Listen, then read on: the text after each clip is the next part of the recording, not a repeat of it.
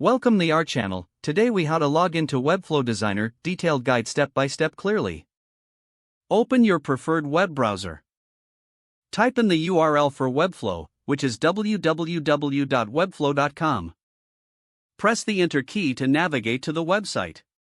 On the Webflow homepage, locate the Login button, usually found in the top right corner. Click on the Login button. You will be redirected to the Login page. Here, you'll see fields where you can enter your credentials.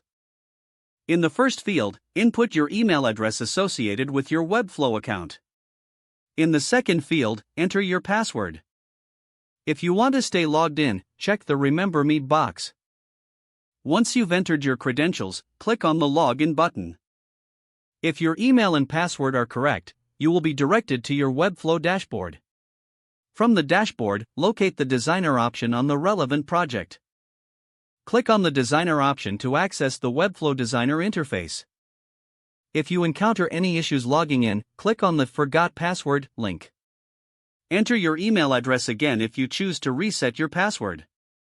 Check your email for a password reset link and follow the instructions provided. After logging in successfully, you can now begin using the Webflow Designer for your projects. If the page does not load, refresh the browser or try again in a private or incognito window. Make sure you are using the correct email address, then retype it carefully to avoid small typos. If your password is not accepted, use the reset option and create a new strong password you can remember. Check your spam folder for verification or security emails, then complete any requested confirmation steps.